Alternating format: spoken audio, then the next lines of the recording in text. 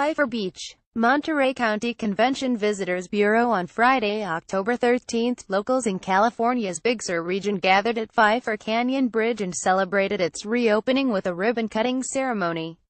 The bridge was severely damaged in early February, following a series of landslides, and rebuilt over the last 7 months by the California Department of Transportation, known as Caltrans. Big Sur spans a roughly 90-mile stretch of Highway 1, and the reopening of the 310-foot-long bridge is significant because without it, about 35 miles of the highway south of the bridge was closed to vehicles, said Susana Cruz, a public information officer for Caltrans. As a result, the hotels, restaurants and other attractions located along this section were either closed or struggled to maintain business as usual. The bridge is the artery to tourism in Big Sur because it connects North and South Big Sur, from Carmel to the town of San Simeon, and for nearly 8 months, it wasn't there, Ms. Cruz said. Big Sur is in Monterey County and attracts many of the 4.6 million people who visit the county each year, according to Rob O'Keefe, the chief marketing officer for the Monterey County Convention Visitors Bureau. Travelers come to enjoy the spectacular vistas of the Pacific, hike among the redwoods and savor a remoteness that few destinations offer. The new bridge, he said, means that visitors can once again have easy and convenient access to the area's many attractions.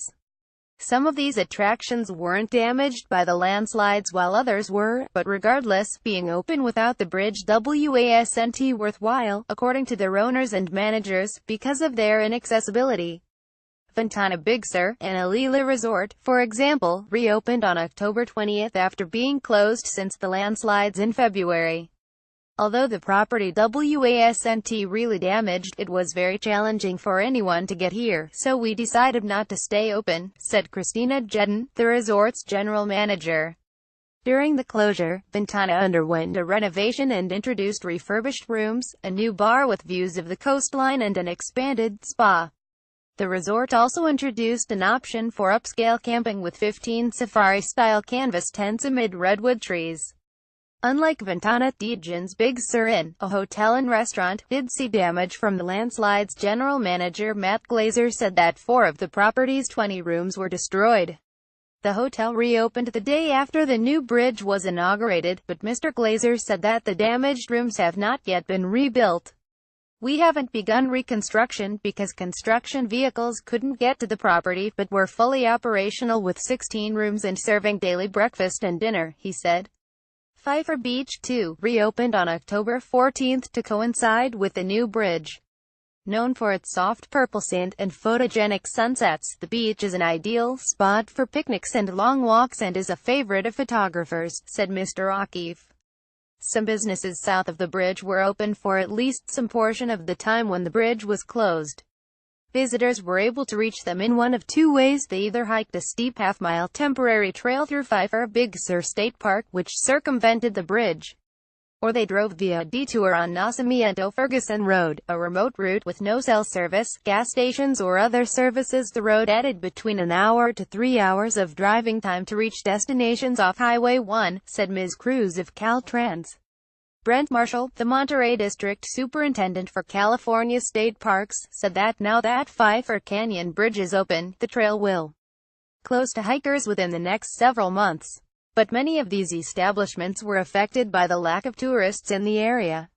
Post Ranch Inn, a 40-room luxury hotel, for example, reopened in late April, after being closed since mid-February. Mike Freed, the property's managing partner, said that he chose to open because he wanted to keep his staff employed. These locals are dependent on income from the hotel to survive, he said. In an attempt to give guests an incentive to stay and offer them quick access to Post Ranch, he started a helicopter service, for a fee, to the property from Monterey Regional Airport. The hotel's occupancy level with the helicopter service was around 60%, compared with its norm of close to 100% throughout the year. People were put off from coming to Big Sur, Mr. Freed said. They want to be here when everything is open. Nepenthe, a restaurant with water views that dates to 1949 and is considered a Big Sur landmark, was also open over the last several months, but as was the case with Post Ranch, business was a challenge, according to owner Kirk Gaffel. It was nearly impossible for people to get to us and also for supplies to reach us, he said. The restaurant saw an average of 350 diners a day over the summer, compared to its usual average of 1,000 diners. Since the new bridge opened, however, Mr. Gaffel said that about 900 people a day have dined at Nepenthe, compared with the daily fall season average of 750 people. There's been a pent-up demand, so we're seeing more people than we usually would in October, he said. But not every attraction in Big Sur is open quite yet. Hiking and camping are popular activities in the area, and while most campsites within the region, several state parks are welcoming campers, including sites in Pfeiffer, Big Sur State Park and Andrew Malera State Park. Most of the hiking trails within them remain closed, said Mr. Marshall of California State Parks. These trails are severely damaged from the landslides and we don't expect many of them to reopen until the spring, he said. The full recovery process will take years. Visitors should check the California State Parks website for updates. Big Sur Bakery, a popular bakery and restaurant, is still closed, but owner Mike Gilson said that he anticipates opening within the next few weeks. We lost some employees over the last few months because most live north of the bridge, but now that it's open, they're coming back, he said. With much of Big Sur back on its feet, hotel and restaurant owners said that they look forward to a return to normalcy. The last helicopter ride to Post Ranch happened the same afternoon that Pfeiffer Canyon Bridge reopened. In the days that followed, Mr. Freed said, the property had a large number of reservations and is nearly booked to capacity for much of November. I'm relieved and excited that travelers are coming back here, he said. More information about what's open in Big Sur and what's not can be found on the Monterey County Convention Visitors Bureau site. See Monterey.com. Resource Travel Alert.